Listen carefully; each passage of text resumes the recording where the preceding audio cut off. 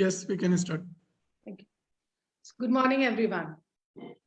This chilly winter morning here, at least in Rajasthan.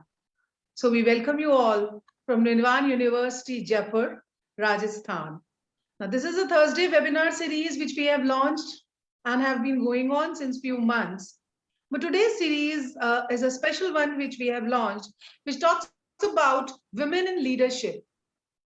Not so long ago, in January 21, I met a woman leader, and not to call a leader, but a woman who interviewed me, and I passed the panel of the interviews, and I was selected for a leadership position.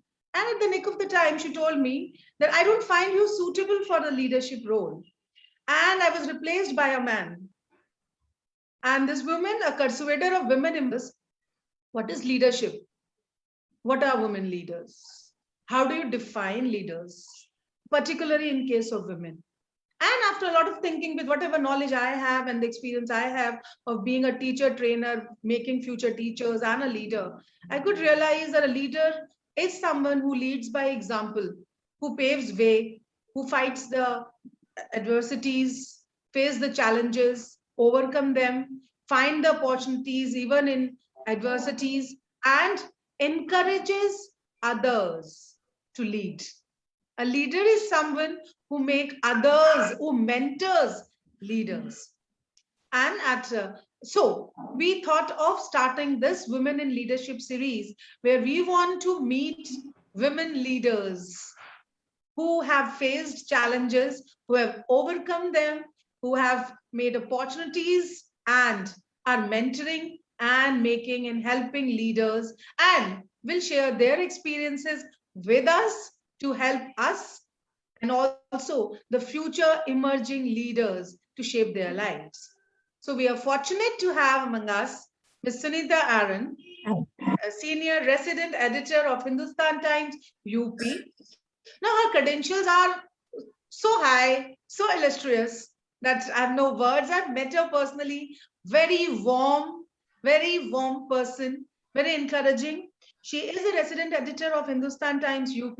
She has been resident editor of Uttarakhand, a roving editor of Mumbai edition. She's author of 3 political books, political analyst, TEDx speaker, blogger, also the governor nominee of Hardev Joshi University of Journalism and Mass Communication, Jaipur. So Jaipur seems to attract her again and again. And also a woman working for the welfare of women. So we are fortunate and happy that we have Ms. Aaron with us. We welcome you, ma'am. Now to formally welcome her to this panel and the webinar which we have planned today on women in leadership, women in media, I would request our registrar and pro-president, Professor Goyal, to welcome her. To tell you in briefly, Professor Goyal is also a leader, leads by example, who mentors and encourages the future leaders. He himself is a researcher and also a recipient of Excellence in Engineering Award by Honorable Governor of Rajasthan, and also a persuader in women empowerment and a record holder for the same. So I request Professor Goyal to kindly welcome our speaker, most revered Ms. Sunita Aaron. Sir, please. Thank you, Professor Tandon. So good morning, everyone. First of all, on behalf of Nirvan University, Jaipur and Indian Institute of Material Management, Jaipur, I welcome today's guest and speaker, Ms. Sunita from Hindustan Times UP. Ma'am, welcome. Thank you. I would like to welcome my fellow colleagues of Nirvan University, Jaipur, fellow colleagues from IIM Jaipur, Professor Tandon, moderator of this program and director of Center of Women and Gender Studies, and other friends connected through the social media. So this Nirvan University Jaipur was incorporated by Act number 2 of 2017 of Government of Rajasthan. At Nirvan University Jaipur, we are running various certificate, diploma, advanced diploma, UG, PG and doctoral program in different disciplines as per new education policy. And this Indian Institute of Materials Management, this IIM is having around 10,000 members across the globe with 52 branches. So once again, I welcome you all. Thank you, ma'am. Thank you so much. Thank you, Professor Goyal. And now coming to Ms. Sunita Anand. Ma'am, welcome again. And you're a TEDx speaker. I've been listening to you and reading about you. So I just wanted to begin with this because since we are focusing on women in leadership and today's edition is women in media. So I just wanted to know how has been your journey in media? How has that been? I would like to know, we would like to know more about how it started and how it has been. Okay. Hi, good morning, everybody. In fact, I decided not to have a monologue, and I requested Dr. Tandon, Professor Tandon, to have an interactive session because it's very embarrassing to talk about yourself. Because I am here to represent women and not, and rather, somehow today I think when we talk about women leaders, leaders are leaders, journalists are journalists. I don't like this segregation as women and men. The moment we start saying this, we somehow underestimate our capabilities, and the people also underestimate our capabilities.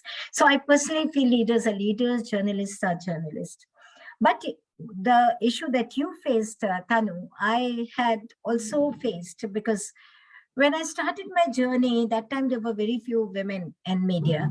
And when I went for the interview, I was going for the interview. I thought whether they'll take me or they will not take me. And that was the first question that was asked. UP is a state full of goons, and there are mafias, there are dacoits. Because that time we were having an anti-dacoity campaign in the state. How do you think you're going to manage it? So I said, well, I laughed and I said, my pen is mightier than a sword.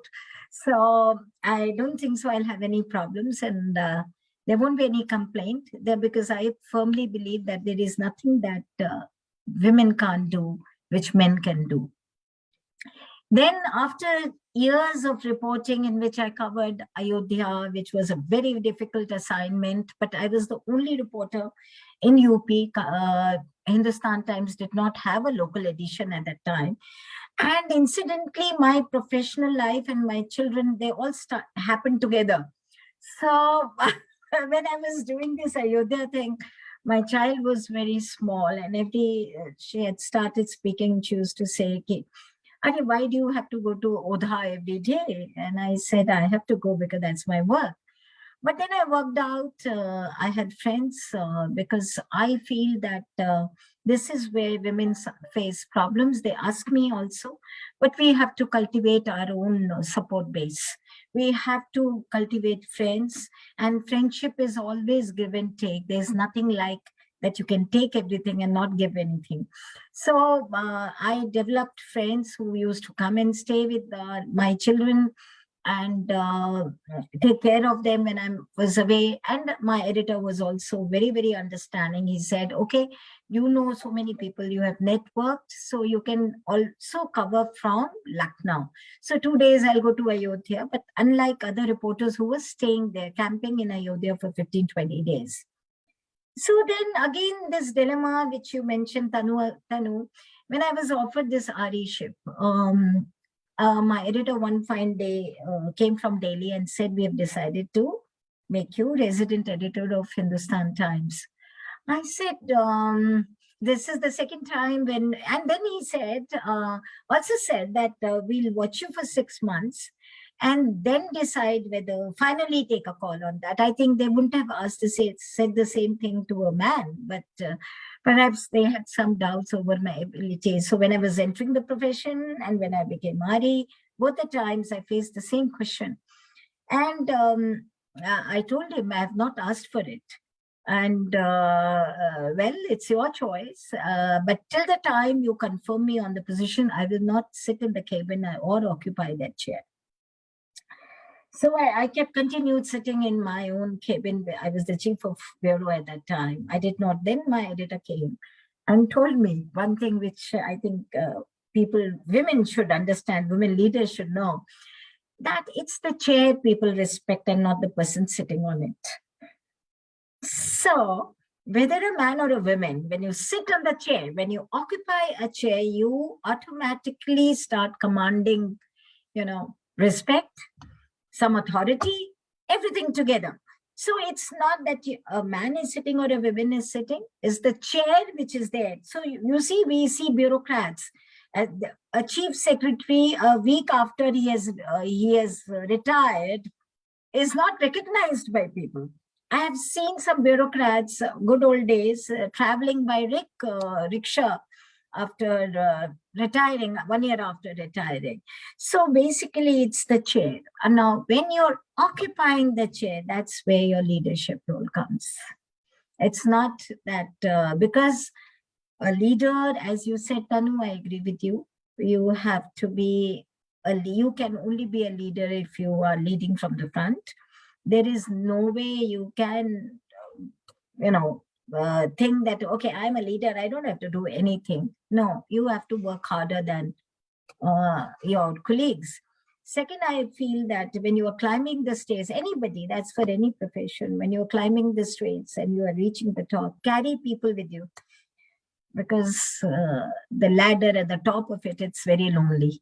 So it's always good to carry people. That means you appreciate their talent, you promote them, you support them, and that's how you build a team. So I think a leadership is all about building a team and letting others also grow, creating an environment where everybody can grow and not suffocate people by your behavior. That's how I look at it. Oh, wonderful. And the word you said, a leader is a leader.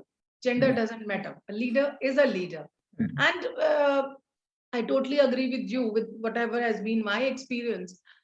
Those who are secure in themselves can only promote others and encourage others.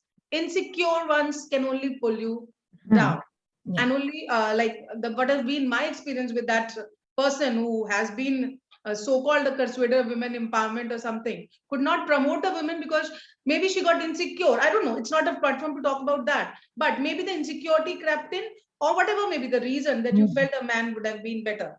But then I'm sure there has been many challenges with you also when you felt that there has been an insecurity or not so much of confidence in you because of being a woman, and those challenges which you faced.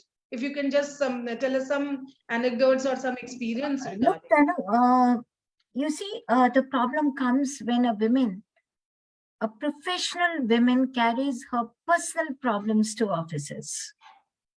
Why generally people should having a women in their office is because most of the time they have their personal problems. All of us have our personal problems. Who doesn't have, man or a woman? We have our families, we have our own issues, but office is not the place. We don't have to cry on every shoulder. We don't have to talk about kitchen every time. A professional woman has to be different. She has to be different, and she can't be talking about her children and her insecurities like I don't have a doctor or need. You may have a friend or two in the office with whom you can share. You can tell your boss what your problem is, but seeking concessions because you are a woman, that's what downgrades your leadership. I think we never used to, there was a time in Hindustan generally, they were not appointing women reporters and all that. The reason being because reporters have to go everywhere and there are orders. Now, because this program is being listened by, I presume, by a lot of girls and boys who want to be professional or who want to enter media. Now, media is one profession where you don't have any timings. There are no timings at all. There is no personal life at all. As you asked me to narrate, I remember my child's birthday and we were having a party and some political development happened. Those were the days when we did not have the facility of emails and all that. I was still working on a typewriter. So my editor called up and he said, "Okay, Sunita, I'm so sorry to bother you. I know it's your child's birthday, but this is a very important development. What will you do? How do you think we can take it?" So I said, okay, give me a minute. Let me think about it. And within 10 minutes, I called my PM, one thing. Second, I told my friends, look, we'll cut the cake early. And after that, you take over the games and everything. We are changing the schedule. And I'll be locking myself in my room for an hour. And I'll join after that. And I did that. We cut the cake. Then after that, the game started. Perhaps they didn't even miss me so much at that time. I disappeared from the scene and I locked myself in the room and I typed my story. And I told my editor it's very badly written because I don't have every fact with me, but whatever I've done, you improve it. And my PM took it to my office and the teleprinter guy sent it. So I don't expect today's generation to do the same, but you can find ways of doing your office as well as managing your personal life. You see, in any organization, whether it's newspaper or channels or any other corporate house, work has to be done first than anything else. If you have that motto, work first, I'm not saying you ignore your family. There are hours you can spend with your family, and gradually your family starts understanding it also. So I think if you have a clear motto of not taking your personal problems to office, I hate that when my office guy comes and tells me, or a lady comes and tells me, आज तो ये problem हो गया, आज हमारे बच्चे को जुकाम हो गया, बुखार हो गया, ये हो गया. I share their concern, but then I tell them very frankly that, okay, besides taking your child to the doctor, what else are you doing today? So you can't take whole day off because your child is not well. I'm not being cruel, but I'm not being ruthless. But this can't go on forever because some people get into the habit of finding excuses of not doing work. And sickness is one of them. So I take very good care of my staff in the sense if somebody falls sick, there'll be people to help them. But at the same time, I'm ruthless when it comes to work. It's all about prioritizing. It's all about prioritizing. It's also about Look, it's my decision. Look, Tanu, it's our decision. Yes. We women have decided to enter a professional life. It's our decision. And we know that today, at least in my generation, men are not so used to doing work. Today's generation is a little different where they are sharing household work. They are sharing upbringing of children also. There are more facilities also. You see, you have better support systems today. So, and you have, one of my relatives, she goes to office till the age of 3, she can keep the child in the crèche there itself, but she can meet the child only once. There are very clear rules in Bombay that you can see your child only once and let the child get adjusted. So there are more facilities. The only thing is we have to realize that our professional life, if it's not more important than our personal life, it's as important as our personal life. You can't just talk about your personal life and not bother about your professional life. But this question comes in my mind again and again, that why do we see less women in the decision-making roles and the leadership roles? I think now the trend is changing. If you look around, we see more of men, less of women in the decision-making roles. If I talk about media in particular, because since we are talking to you. No, it's not that. If you see, I think media, if you look at our newsrooms, they are still not 50-50. I wouldn't say that, but women are driving the scene right now. You watch your channels, the best of anchors are women. They are replacing men. There are very few men anchors there. They're also taking decisions. It's not that, but maybe the pace with which the growth should have been, I think that can be disputable. We can dispute that. But I personally feel it's all about the political leadership also. We are a country which had a prime minister, a women prime minister. We're a country who had a president. We are a country where so many chief ministers were women, but they did not do so much for women as we are doing it today. That participation of women in social and political activity in leadership roles was not somehow promoted by them. It's very unfortunate that within their own parties, they did not try to do it. It was Rajiv Gandhi who brought that amendment in the constitution to encourage Gram Pradhans. Now, even today, we are always criticizing women who are illiterate, their husbands are driving. No, I look at it that even if 20% from the rural areas have emerged as leaders, I think it's a big, big victory in so many years. Illiteracy has nothing to do with wisdom. It has nothing to do with leadership. Women have been leaders at home. It's the running home is the, and especially a joint family has been the most complicated work that a woman could have done in the past. You see, they could run those complicated homes, maintaining, ensuring that they don't divide, the families stay together and everything. So I think it's not that leadership is there. It has nothing to do with literacy or education. Even illiterate women are very good leaders in their own respective fields. They won't be good leaders in a corporate system where a person should do MBA or should study finance before coming. But in their own fiefdoms, they are leaders in their own right. So how you look at it, Patano?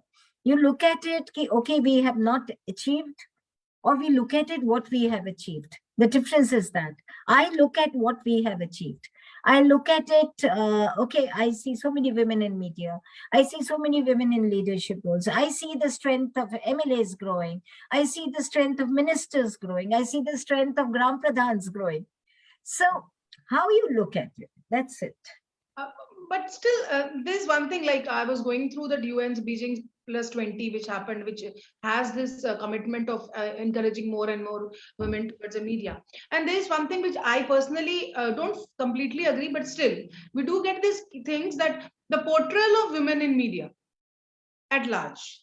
And media, I don't mean only the print media or that, I'm talking about the entire thing, film, advertising, OTT and everything. They also seldom promote or less promote or show women in leadership roles or decision-making roles. And we always keep on getting these things that if the women are being projected in such roles, then maybe the society or the other things would also change. So I just wanted to know your take on it. Tanu, you see, media, entertainment industry, everything is all related. There is one is emotions and the other thing is economy.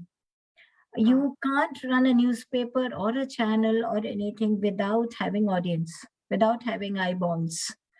And if we say that 50% of our population is that of a women, and the TRP ratings of all the women-oriented, I'm talking about those sagas which go on with, they show women conspiring throughout in the family, wearing big, big jewelries and sleeping with jewelry. If those, the TRPs of those shows is so high, aren't we also to be blamed for that? Are we mentally prepared? How many people are watching shows which do show women in or forget women, which do show, there are shows, yeah, if you look at your Discovery, your there are, I can count so many of them, or there may be English shows, but some Hindi shows had also come. I think besides Udaan, very few have done well. Very few have done well. I'm not a person who recently I was watching one serial, and initially I liked it and I've stopped watching it. It was Anupama, where they showed a lady, struggling and trying to, as a housewife, and then how she has come out. Now again, back to the same old rut. They're trying to drag the story and all that stuff. So problem is that we have to demand. Are we demanding enough? If you look at newspapers, if you look at channels, you will see women stories on women's subject. Now, there may be some pathetic stories about rapes. Now, people say we should not be reporting them. Why not? You have to accept, you have to know what's happening in the society. Ignorance is not bliss. People say ignorance is bliss. No, knowledge is bliss. You should know what's happening around you. Then only you can educate your next generation. Okay, these are the problems that you're going to face. Now, there are, when I go to colleges, there are students who are raising questions like, I remember one of them asking me, my brother can stay out till 12 o'clock, but I'm not allowed. My friends can wear skirts, minis, I'm not allowed. Now, if I say, no, they should allow you till 12 and you should wear minis like our film stars, that's what they want to hear. But I have a different theory altogether. Jaisa desh, vaisa bhesh. Wherever you are, you have to dress up. The same film stars you see in minis are dressed up differently when they come to Lucknow. They come in chicken salwar suits. They have bodyguards surrounding them. Who have you? Where are you living? And if you want to stay out till 12 o'clock, keep somebody informed in the family. If you want to go out with your boyfriend, let your friend know. If your family doesn't know, somebody should know. If your boyfriend is taking you to an isolated place, be suspicious. Your Lakshman Rekha has to be there.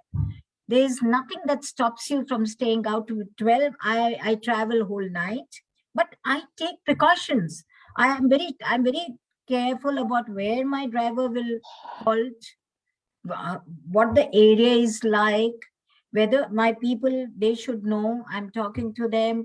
Okay, I've reached this place. Everybody should know about it.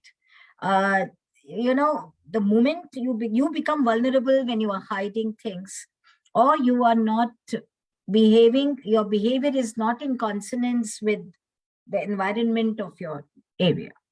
So in one of your Rajasthan colleges, a girl got up and she asked me, was this, I think that time a 3-year-old child had been raped, and they were talking about dressing sense, that provocative dresses and all that.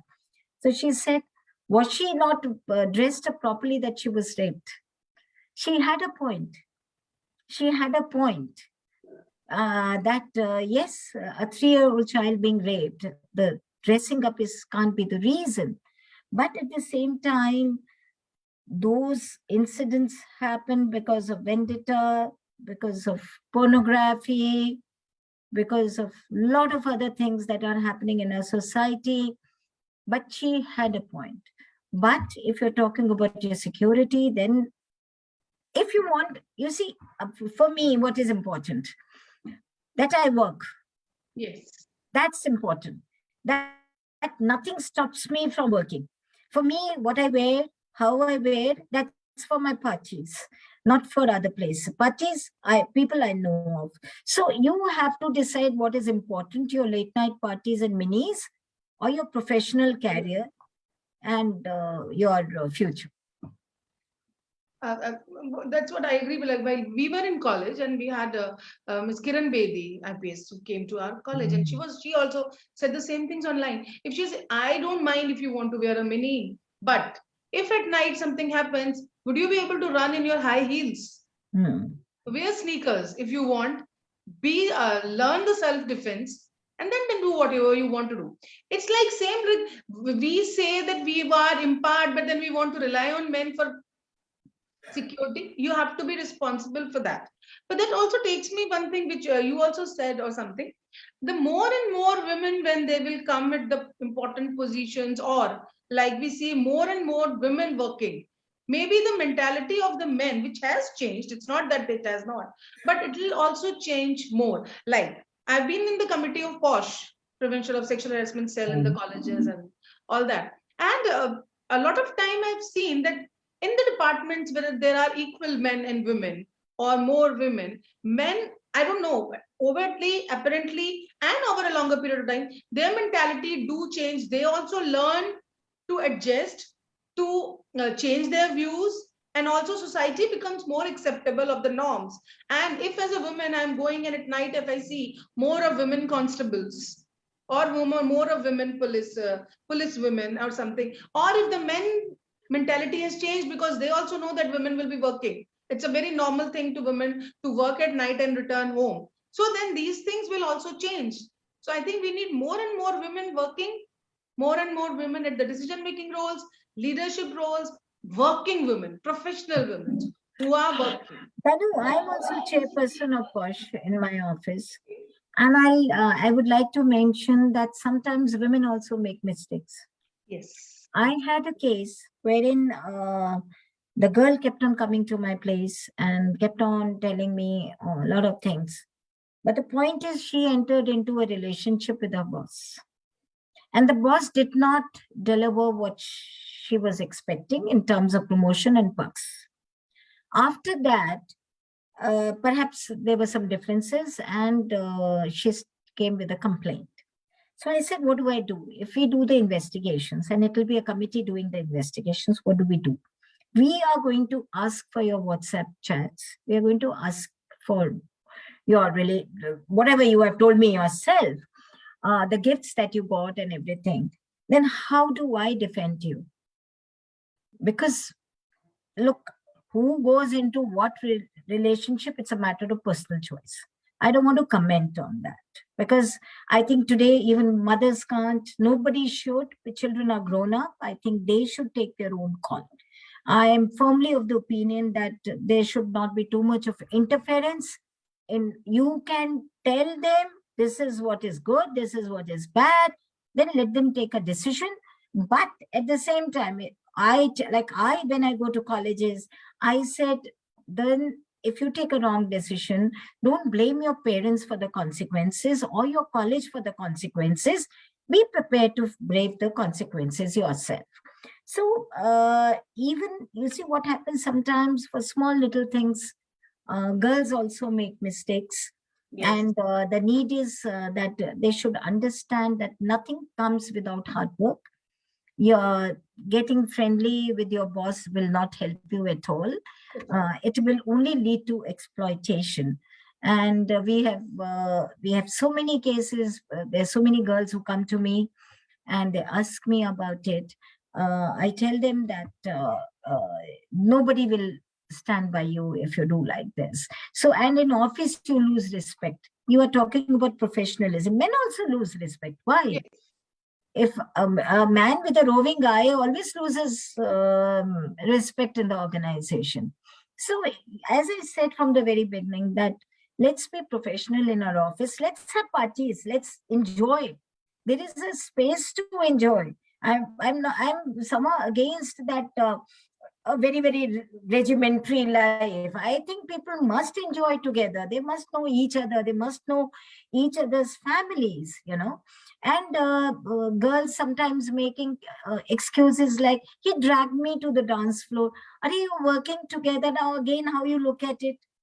Yes. I drag my colleagues to the dance floor. A man can also say, why is she dragging us to the dance floor? Yes. That is to involve everybody in a particular activity. If the intentions are wrong, then you can definitely, I'm not stopping people. So it's how you look at things. You have to, women have to broaden their vision.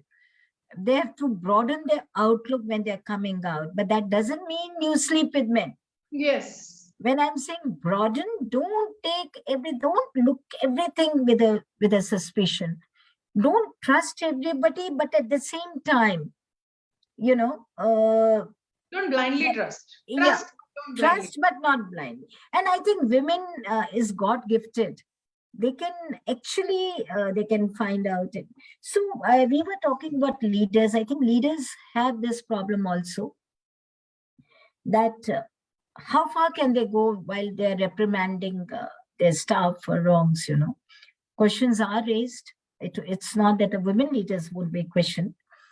But at the same time, if you remove the word women and you just remain a leader, I think you take the right decision. You take your people with you and women are more sympathetic also, and they can do multitasking. As I think, as leaders, I think women are very good at multitasking, which others are not. So we need to realize our strengths. There are weaknesses. There are weaknesses to the extent that, as you said, only there are less women leaders. But I look at it, okay, when I entered profession, I was the only one in UP. When I became the women resident editor, this women word was added to it. I became the first in North. But today there's so many, nobody can claim to be the first. So I'm very happy. Since then, I see so many women doing so well. And it's very inspiring. It's so good to read about them and learn from them. You rightfully said that, yes. As a woman, I think we should, what you are saying is, we should let go of this women thing, which is all hurrying upon us. It's like a chairperson, a chair a leader. But I tell you that what was my interaction, why I'm taking this lead again and again, is that while interacting with that, while I was selected with the panel of the university for the post of principal, and then later on, so because the person wanted in particular to replace me with a man, because the question was that how would you deal with the babus of the university, which is a very small thing, not a big thing. But my answer to her was that being a woman, if you'll not promote a deserving woman, not undeserving, and then you say an insult or put down a woman, then it's not going to give a good precedent of this, because we need more and more girls coming up, because still in society, we have families or people in society who try to block or create hurdles or do not have so much of confidence in women. So as a woman, if I have the chance to promote deserving women or mentoring the girls to take up the leadership roles, this is something which I can do for the next generation. So I come to the last straw of it, or part of it, that I just want to know your takeaways and suggestions while mentoring the young girls. No, the leadership is even we have men also, boys also listening to us and watching you. But for both, and a little more emphasis on the girls. But how do you think that we mentor for mentoring the emerging leaders or encouraging the women? Okay. Now, you started with something. I would like to narrate an anecdote which happened with me. This happened in the 80s. I had gone to cover a massacre. So the massacre had happened in the ravines. And my editor called up and said, Sunita, the story of the day is this massacre. You take a car and just rush. That time we didn't have our edition in Lucknow. So I took a taxi, and taxi was a rickety ambassador. And the incident had happened somewhere near Etawah. So I went there and I met the cop. Now, incidentally, my surname is such that people can connect with the other family members. So I have some bureaucrats in the family. So I went there. So I went to the SSP, DM or SSP, and I said, I want to go to that village. Because nobody could guide me. So the driver said, we will get lost. These are ravines. And if we get lost, we had it. So he looked at me and he was shocked. And he said, you want to go there? I said, yes, I want to go there. So which vehicle are you traveling in? I said, I have ambassador. So he again looked at me and swollen eyes. He had not slept all night. And he said, madam, your ambassador can't go. So the advantage that I got, because he could connect, he said, if you are insistent, but I insisted. I said, I have to go. So whatever place I can reach. So he said, okay, I'll give you a jeep, but I don't send you alone. So he sent 2 cops with me and a jeep. And those 10 kilometers, I had never seen a place like that. I could touch, I was sitting in front and we were touching the ground on one side, and the other side, there was no road at all. And the guys, the cops, they said that, madam ji आपके पहले तो madam जी आप हमारा ये बंदूक पकड़ लेंगी. मैं कहा ये भैया इतना बड़ा बड़ा बंदूक हम कहाँ पकड़ लेंगे. तो बोले मैडम जी आपके दफ्तर में क्या आदमी काम नहीं करते जो आपको भेज दिया. You see, because But I'm very sure today when the girls go, first, they don't need to ask anybody. We have good vehicles. They don't have to ask SP or DM, Yes. how do I find my way? People have, you have mobile phones, technology, you won't get lost, DPS, so many things. Second, no girl would be asked कि आपके दफ्तर में क्या आदमी नहीं है. Now, so this is the change that has come. Now, coming to the leadership point, one is to mentor, you have to identify leaders within your organization. First is identification. Not everybody has, some may not. I have a colleague of mine who I want to promote and give him some responsibility, and he's denying it. He's denying it. I say that you are so good, I want you to take over after me. But he says, no, I'll quit if you pressure me like this. So you have to identify leaders irrespective of their gender. I don't agree that we should, but gender should not be used to reject some. Reject some. Yes. Got my point? So you have to identify leaders. Once you identify, give them responsibilities. The only way you can mentor them is that you give them responsibilities, give them the freedom to deliver. And even if they make mistakes, I think they will. We also learn from our mistakes. So have the patience there. I think the best way of mentoring is where we identify, we give them responsibilities, we give them space to evolve and share some of our learnings. But generally people don't learn from anybody's learnings. They learn from their own learnings. So you can always mention, okay, this is, if you had done like this, perhaps this would have been better. Like I tell them when I look at the newspaper, night when we close it, I tell them, okay, fine. I've selected few pictures, I've given them, but then I leave it to the page one person to do the selection full set. I don't say you have to use this. I say these are the 4 ones. You can pick up any. And next day, when I see, then I say, Rahul, don't you think that picture could have been better? It would have come better in the print. Or you could have zoomed it a little so that, the picture, the clarity was better. So that's how you develop their leadership. You don't tell them, in my own, say, if I talk about, you do this. No. I generally will ask them, what all should go on page 1? Hey, tell me. I'll ask my reporter also when we have a meeting and take everybody's opinion and then take a decision. Somebody has to take a final call and that's the leader who takes it. But when you are developing others, you give them the space to do. That's very important. And have confidence in their abilities. So these are the ways I think is the best way to develop leaderships. Otherwise, academically, you have a lot of courses and what all you have. That goes side by side. No, I agree. And I also agree with it that when a person or a child grows with being accountable and responsible for their actions, they learn to do the things with responsibility. And also one thing which I have learned through my experience, which I had with someone and also listening to you, only a secure, confident person can give chance and opportunities to others. Yeah, you're right.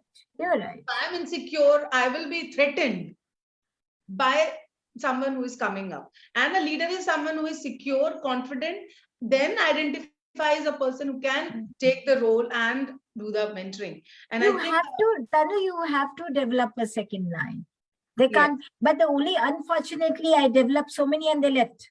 So the process is on. The process continues. It never ends, Perhaps it will end the day. I'll move out of the chair and make someone sit there. Yes. And as you said, you have seen so many bureaucrats. At the end of the day, a game of chess is over. Both king and the pawn, they go in the same box. But so you have to do that. But as my experience was with a women leader, which I had wherein I was selected and then I was humiliated because a certain person had to come and I proved my worth. I was selected and then removed, and it showed a different part of me wherein I felt that a woman, I'm not saying that leaders are leader, but I still feel that as women, if I'm getting an opportunity to promote a woman leader, deserving person. It's not that a man doesn't. If man is deserving, let the person get it.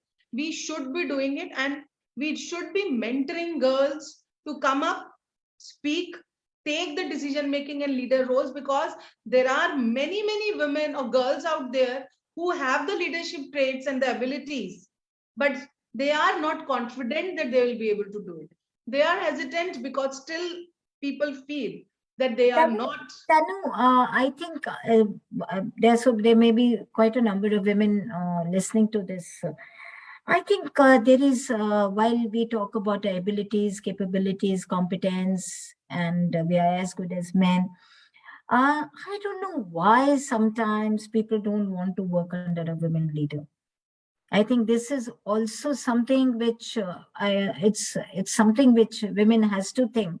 Her acceptability as a leader, you see, even amongst the bureaucracy or politicians, or very few women leaders get the appreciation that they should be getting. And even women say, we don't want to work under her, or we don't want to do this, or she's this, she's that. I don't know, there is, as I said, while identifying talent, while promoting women and everything, there is also need to have a look at this aspect. Why generally women leaders are criticized by their own staff.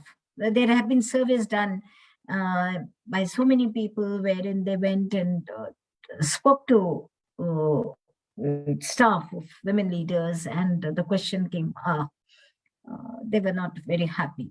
So I think a leader has to, it's not by compulsion, but a leader has to ensure the staff, there's certain things you can't do. Say for salaries, the office, you are not running your own organization, you're a part of a system. So there are certain things that are not in your hand, but there are certain things that you can improve. You can, by your behavior, and this is where the leadership comes. I'm not saying that a woman has to do something extra, but I think the time is there where she has to think about it, and whatever behavioral changes are required, even do that. And so that more and more women want to work under women. Why? More and more people want to work under a women leader, and they say, having a women boss is much better than having more professionalism, more commitment, and also work-life balance, as you talked about. That home is there. Home is for men also. Now more and more men are coming and working and contributing it to household works. So a work-life balance, and also at the end of the day, as you said, it's all about being a leader. Not gender. Now, that was and wonderful. All of us are leaders. All of us, those who are not occupying chairs, are leaders. We are leaders of our own life. We are CEOs of our own lives. So why regret that we couldn't get what? This pandemic has also given us a lot of time to reflect and introspect, and come up with the things which, as you said, that look at the positive things, how much you have achieved, how much you have come far. That is a takeaway from this session for me. You have to reflect on the positive. Be positive. That was wonderful, ma'am. And I really thank you for coming and speaking to us, and all the students who are listening, all the people who are listening are research scholars, faculty, women, men, everyone.